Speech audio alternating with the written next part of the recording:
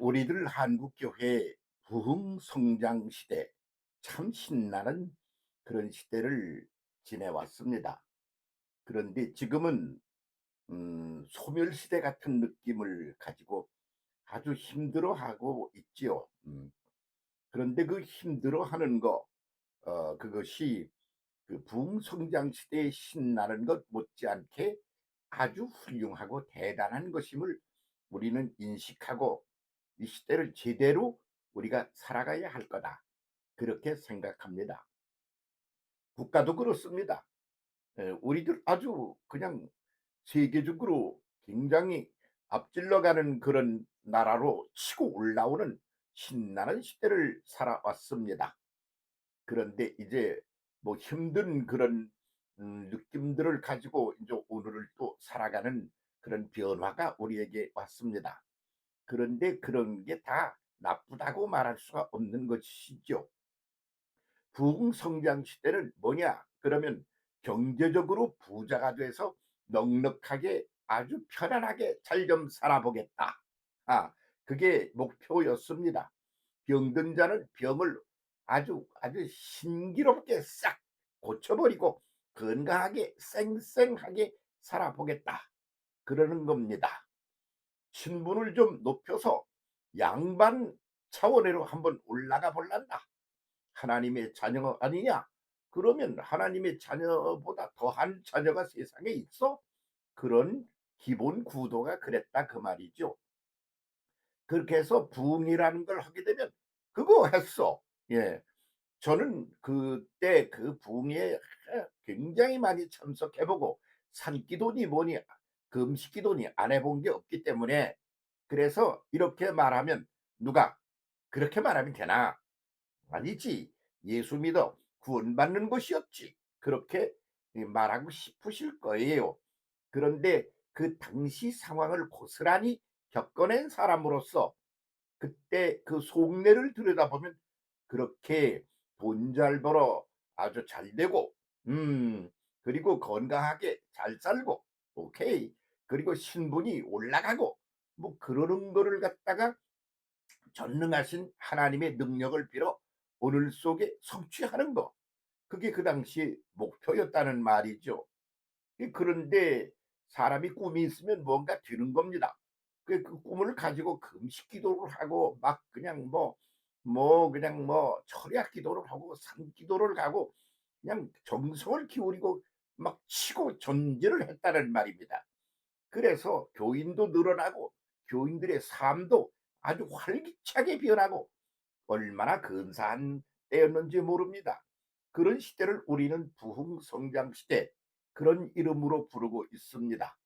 그 시대를 그렇게 잘 지내왔죠. 그런데 지금은 이제 그게 아니야. 왜냐? 그러면 어, 그렇게 외형적으로 돈 많이 벌어서 부자가 되어 아주 편안하고 신나고 병든 몸을 고쳐서 건강해져서 신나고 그러는 거 말고, 신분이 높아져서 신나고 그러는 거 말고, 진짜 백이 속살, 진짜 백이 진정한 그런 어떤 차원으로 이 사람이 변화돼야 되는 거 아니겠습니까? 그러므로 그 당시에 우리의 목표는 공간 이동이어서 공간을 천국으로 가는 거야. 아니야. 맨 먼저 천당으로 가는 거야. 그 천당이 바로 그런 곳이었어. 음. 그래서 건강하고 돈 잘 벌고 신분도 아주 하나님의 자녀니까 더 높이 올라갈지도 없을 만큼 그렇게 올라가 있고 이렇게 되는 거지 뭐. 그래서 그것은 공간 이동이야. 그러니까 천당 하늘에 있는 집으로 올라가는 거야. 그런데 그 하늘에 있는 집은 쬐끄만 집 아니야? 그 몇 사람이나 살겠어? 그러니까 천당이 천국이라 그렇게 말했다 말이지. 그 천당 천국으로 공간을 이동해 가는 거였어. 그런데 정작 예수님이 하신 말씀은 바실레에 트세요, 나라여 임하옵소서. 한 나라가 뭐냐 그러면 다스리는 거요. 어떤 시스템이 있어서 그 안에서 누리는 거지. 상태가 고급이 되어 가지고 말이죠. 그래서 상태가 하나님의 거룩하고도 수준 높은 상태가 되는 거요. 그게 상태가 변하는 거지. 그래 공간 개념에서 상태 개념이야. 나라여 임하옵소서. 천당으로 가는 게 아니라, 천국으로 올라가는 게 아니라, 공간을 이동하는 게 아니라, 지금 여기에 있는 나의 상태를 하나님이 아가페 하나님의 사랑으로, 그리고 그 진리로, 그 생명으로 달라지게 만드는 거. 그래서 상태적인 변화가 내 목표다. 나라여 임하옵소서. 그렇게 예수님이 확 뒤집어 놓은 거죠. 그래서 지금 우리는 그렇게 우리의 상태가 달라져야 돼. 근데 상태는 달라지기는커녕 더욱더 욕망의 노예가 돼 있어. 그렇게 해서 그 욕망의 노예라는 거, 하나님께로부터 잘 뭔가를 좀 받아가지고 그 욕망을 채우는 거, 그렇게 하다가 이제 사람이 저희끼리 함께 더불어 살다 보니 경쟁 투쟁을 하게 마련이야. 그래가지고 경쟁 투쟁의 시대를 막 전개하고 있다 그런 말이야. 그러니까 이게 천국 맞아? 응? 그 천국이라는 공간 맞아? 이게 상태가 변해야 되는 거지. 나의 상태가 하나님의 아가페 사랑의 상태로, 진리의 상태로, 그리고 영원한 생명, 영생 생명의 상태로, 능력의 상태로, 그렇게 상태가 변해야 된다. 그런 말입니다. 이것이 새 시대의 과제인 것이죠. 이런 거를 보여주신 것 중에 여러 가지가 있습니다. 첫째는 예수 그리스도의 일생이죠. 예수 그리스도께서 일생을 보여주신 게 뭡니까? 세례 요한이 사람을 물속의 요단 강물 위에서 아래로 흘러내려오는 요단 강물에 사람을 쳐박아서 그 물속에서 사람이 변화돼 가지고 옛사람은 죽어버리고 새로운 존재로 물속에서 불쑥 나와라. 그게 회개하라. 메타노이아. 그런 거였단 말이죠. 이 세례요한의 저것도 그 목표도 똑같지 않아요? 상태적인 변화를 말하는 겁니다. 그렇게 해서 올라와. 그렇게 해서 달라져야 돼. 그러는데 그렇게 회개한 사람들이 이제 나와 가지고 이렇게 해서 이루려고 하는, 그게 어떻게 어떤 과정을 겪어야 되느냐. 그러면 예수께서 보여주신 것은 어떤 과정이냐면 고난의 과정이야. 아주 그냥 고난의 과정을 겪는단 말이지. 이미 말씀드렸습니다만 예수님의 생애 중에 신나는 생애도 있죠. 그렇지 않아요? 사람들이 막 모이고. 그런데 그게 다 뭐냐면 먹을 거 많이 주고 병들 거 잘 고쳐주고 그럴 때 띠로 몰렸단 말이지. 너희들의 내면적인 상태, 인간의 상태가 하나님의 아가페 사랑의 상태로, 생명의 상태로, 능력의 상태로, 진리의 상태로 그렇게 변화되어야 되는 거다. 그러면 그 공간이 어디가 있든지 그런 건 아무 상관이 없는 거야. 상태적인 변화를 이루면. 그렇게 말씀하시는데 그게 잘 안 되고 사람들이 인식을 못하고 자꾸 옛것에 매달려 있단 말이죠. 예수께서 일생을 고난을 겪으면서 그걸 갖다가 보여주셔. 가르쳐 주시오. 그러고는 고난의 극치인 십자가에 달려 죽으심으로 그걸 가르쳐 주신단 말이지. 그 고난을 통하여 거기서 나온 게 뭐냐 그러면 그것을 상태를 확 뒤바꿔 놓는, 그러면 부활이야. 그리고 성천이야. 그런 걸 보여주심으로 그렇게 공간 이동이 아니라 상태가 이렇게 변해야 되는 거야. 그걸 보여주시는 것이지요. 그건 세례요한이 보여주는 거나 뭐 마찬가지가 아니겠습니까? 오늘은 그런 때가 왔는데 그런 건 안 하고 계속 그 공간 개념에 우리가 여기 떨어져 있단 말이죠. 그렇게 되면 그것은 헤매는 거야. 우리가 지금 한국 교회가 여러 가지로 어려운 이유가 뭐냐? 그 상태적 개념으로 자기가 하나님의 아가페로, 하나님의 진리로, 하나님의 생명으로, 하나님의 능력으로 전혀 새로운 존재로 탈바꿈되어가는 이 본질이, 이 상태가 변하는 그런 것에 포커스가 맞춰져서 그렇게 나가지를 못하고 있는 거, 그게 우리의 문제예요. 그렇게 있는 한 발전이 안 되는 거죠. 그러면 그렇게 힘들어서 어디 그거 해먹겠나? 아니야. 그 속에는 다 희열이 들어있어. 그걸 보여주는 것이 뭡니까? 엄마입니다. 엄마가 잉태를 했어요. 그러면 얼마나 힘들은지 몰라. 그거 10달 채우느라고 낳느라고도 그냥 죽다 살아나. 그래서 나는 우리 아들이 말이야, 우리 손자를 낳는데 말이야, 전화를 했어. 그래가지고 아버지 그러더니 자기 마누라 얘기를 하면서 아무개가 이 딸을 낳는데 목숨을 거네요. 그러더니 막 울어. 그래서 목숨을 걸고 그렇고 딸을 낳은 거야. 응? 그러니까 그게 뭐야? 고난이야. 그 고난 속에 그 나누니까 희열이 넘치는 거야.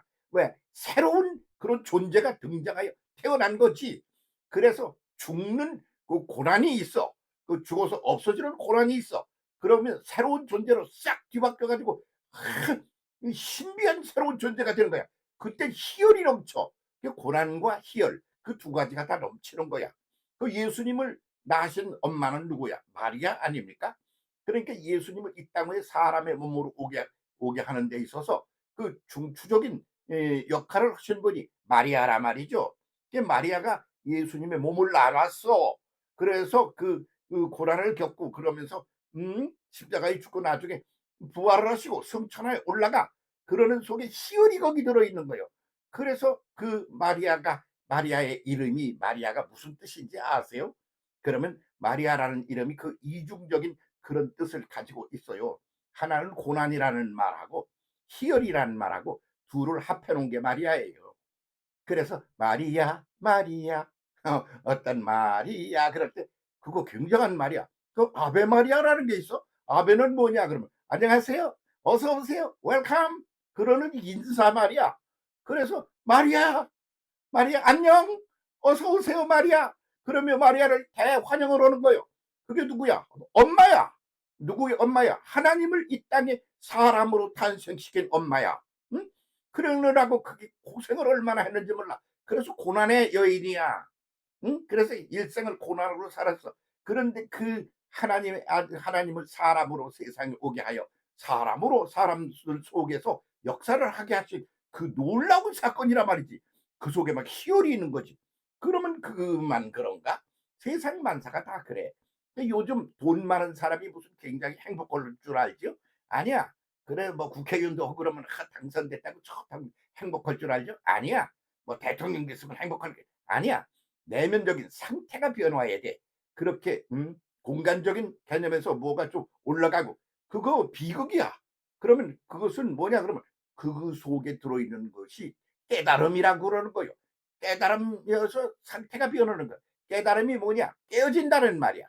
와장창 깨지는 게 깨어짐. 그리고 다름은 다다름 깨어져서 새로운 경지에 올라간다. 그런 얘기지. 그 우리가 오늘을 이렇게 몸을 가지고 살고 있잖아요. 그런 육신의 삶 그게 와장창 무너지고 비극적인 게 되는 거예요.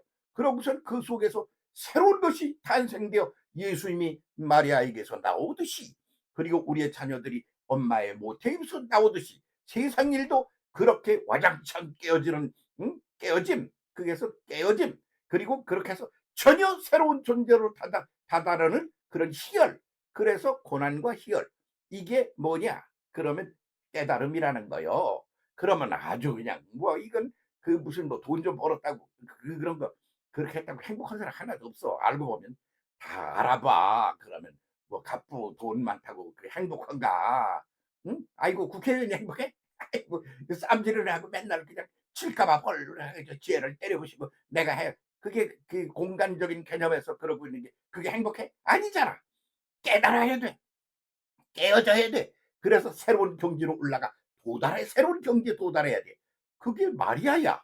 마리아가 고난과 희열이야. 그래서 웰컴 아베 마리아 그런 말이 나왔다 말이죠. 그 하나님이 사람이 되어 이 땅에 오시는데 배가 무섭겠어요? 거기에 그 아주 엄청난 그런 진리가 들어 있어요. 성모 마리아한테. 그래서 거룩한 마리아 이거는 그를 아주 적확하게 핵심을 지적한 건 아니야. 성모 마리아보다는 뭐냐 그러면 그냥 아베 마리아가 좋은 거야. 어? 아베 마리아가 뭐라고요? 고난과 희열 그 두 가지를 합해 놓은 그런 뜻의 단어가 마리아입니다. 그래서 그분이 오셔서 내 상태도 그렇게 달라지게 만들고 변화하여 주시옵소서. 그게 아베 마리아입니다. 또 오늘 우리가 이쪽 아직 도달하지 못한 그런 미처 깨닫지 못한 이 부분에 대해서 새롭게 출발을 안 하면 교회 망합니다. 깨달음의 세계로 샥 아베 마리아로 그렇다고 예수의 십자가를 깨달음으로 새로운 경지로 올라갑시다. 새롭게 시작합시다.